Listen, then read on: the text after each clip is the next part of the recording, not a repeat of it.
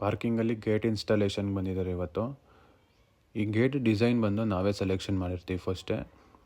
ಅಕಸ್ಮಾತಾಗಿ ಮಿಡ್ಡಲ್ಲಿ ಏನಾದರೂ ಬಿಲ್ಡಿಂಗ್ಸ್ ಎಲ್ಲ ಆಯಿತು ಅಂದರೆ ಓನರ್ ಯಾವ ಥರ ಡಿಸೈನ್ ಬೇಕು ಅಂತ ಕೇಳ್ತಾರೆ, ಅದೇ ಡಿಸೈನ್ನೇ ಮಾಡಿಸ್ಕೊಡ್ತೀವಿ. ಹೆವಿ ಗೇಜ್ ಮೆಟೀರಿಯಲ್ ಆಗಿರುತ್ತೆ ಮೈನ್ ಗೇಟ್ಸಿದ್ದು. ಸೊ ನೀವು ಯಾರಾದರೂ ಮನೆ ಕಟ್ಟಬೇಕಾದ್ರೆ ಔಟ್ಸೈಡ್ ಪಿಲ್ಲರ್ ಇರುತ್ತಲ್ಲ ಗೇಟು ಹೋಲ್ಡ್ ಮಾಡೋದು, ಅದಕ್ಕೆ ಏನಾದರೂ ಟೈಲ್ಸ್ ಹಾಕ್ಸ್ತೀವಿ ಅಂದರೆ ಬಿಫೋರ್ ಟೈಲ್ಸ್ ಹಾಕೋಕ್ಕೂ ಮುಂಚೆನೇ ಫ್ಯಾಬ್ರಿಕೇಷನವ್ರ ಹತ್ರ ಗೇಟ್ ಹೋಲ್ಡರ್ನ ಫಿಕ್ಸ್ ಮಾಡ್ಕೊಂಬಿಡಿ. ಯಾಕೆಂದರೆ ಇವ್ರು ಮತ್ತೆ ಬಂದು ಟೈಲ್ಸ್ನೆಲ್ಲ ಹೇಗಂದ್ರೆ ಹಂಗೆ ಕಟ್ ಮಾಡಾಕ್ಬಿಡ್ತಾರೆ. ಒಂದು ಕ್ಲೀನಾಗಿ ಕಟ್ ಮಾಡೋಕ್ಕೆ ಬರೋಲ್ಲ ಇವ್ರು ಫ್ಯಾಬ್ರಿಕೇಷನ್ ಅವ್ರಿಗೆ, ಅದು ಟೈಲ್ಸ್ ಅವರೇ ಕ್ಲೀನಾಗಿ ಕಟ್ ಮಾಡಿ ಹಾಕ್ಬಿಡ್ತಾರೆ. ಆವಾಗೇ ಹಾಕಿಸ್ಕೊಳ್ಳಿ. So finally gate fixing complete ಆಯಿತು.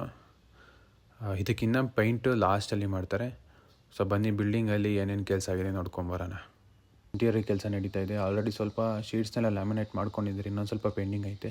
ಪ್ರೀವಿಯಸ್ ಬಿಲ್ಡಿಂಗ್ಗೆ ನಾವು ಫ್ಯಾಕ್ಟ್ರಿಯಿಂದನೇ ಏನು ಮೆಜರ್ಮೆಂಟ್ ಬೇಕೋ ಎಲ್ಲ ಮೆಜರ್ಮೆಂಟ್ಗೆ ಅಲ್ಲಿಂದನೇ ಕಟ್ ಮಾಡ್ಕೊಂಡು ಎಲ್ಲ ರೆಡಿ ಇತ್ತು. ಇಲ್ಲಿಗೆ ಬಂದು ಫಿಕ್ಸ್ ಮಾಡೋದಷ್ಟೇ ಕೆಲಸ. ಸೊ ಆದರೆ ಇಲ್ಲಿ ಎಲ್ಲ ಸ್ವಲ್ಪ ಇಲ್ಲೇ ಕಟ್ ಮಾಡಿಕೊಂಡು ಲ್ಯಾಮಿನೇಟೆಡ್ ಮಾಡಿಕೊಂಡು ಇಲ್ಲೇ ಕೆಲಸ ಮಾಡ್ತಾಯಿದ್ದಾರೆ. ಮೇನ್ ಡೋರ್ ಆಲ್ರೆಡಿ ಫಿಕ್ಸ್ ಮಾಡಿದ್ದಾರೆ.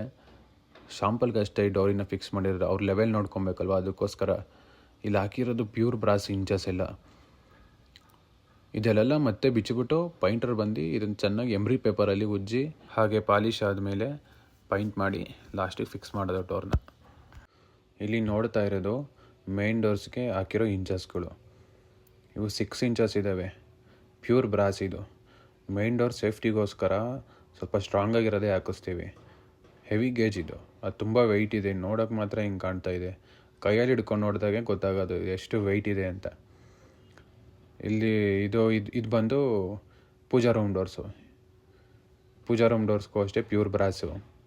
ಪ್ಯೂರ್ ಬ್ರಾಸ್ ಹಾಕಿದ್ರೇ ಮೇನ್ ಡೋರ್ಸ್ಗೆಲ್ಲ ಲುಕ್ ಬರೋದು, ಅದಕ್ಕೋಸ್ಕರ ನಾವು ಪ್ಯೂರ್ ಬ್ರಾಸೇ ಯೂಸ್ ಮಾಡ್ತೀವಿ. ಈ ಇಂಚಸ್ಸು ವಿಂಡೋಸ್ಗೆ, ಇದು ಹೆವಿ ಗೇಜ್ ಇಂಚಸ್ಸು. ಆದಷ್ಟು ವಿಂಡೋಸ್ಗೆಲ್ಲ ಎಸ್ ಹಾಕಿಸಿ. ಕೆಲವರು ಕಬ್ಬಿಣದ್ದು ಹಾಕಿಸ್ತಾರೆ, ಅದು ಅಷ್ಟೊಂದಾಗಿ ಕ್ವಾಲಿಟಿನೇ ಇರೋದಿಲ್ಲ, ನೋಡೋಕೆ ಲುಕ್ಕು ಇರೋದಿಲ್ಲ. ಅದು ನೀರು ಬೀಳ್ತಾ ಅದು ರಸ್ಟ್ ಹಿಡಿದ್ಬಿಡುತ್ತೆ. ನೀವು ಎಸ್ ಹಾಕ್ಸಿದ್ರೆ ಅದು ರಸ್ಟ್ ಹಿಡಿಯಲ್ಲ, ಏನೂ ಆಗೋದಿಲ್ಲ, ಲೈಫ್ ಲಾಂಗ್ ಬರುತ್ತೆ. ಅದಕ್ಕೋಸ್ಕರ ವಿಂಡೋಸ್ಗೆ ಆದಷ್ಟು ಎಸ್ ಯೂಸ್ ಮಾಡಿ ಎಲ್ಲರೂ. ಇಂಟೀರಿಯರ್ ವರ್ಕ್ ಮಾಡೋರು ಕೂಡ ತೊಗೊಂಡು ಯೂಸ್ ಮಾಡ್ತಾರೆ.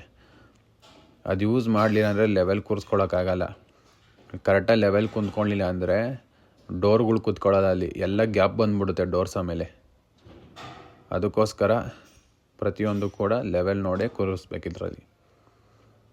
ಇನ್ನೂ ತುಂಬ ಇಂಟೀರಿಯರ್ಸ್ ವರ್ಕ್ ಕೆಲಸ ಇದೆ, ಲ್ಯಾಮಿನೇಟೆಡ್ ಮಾಡಬೇಕು.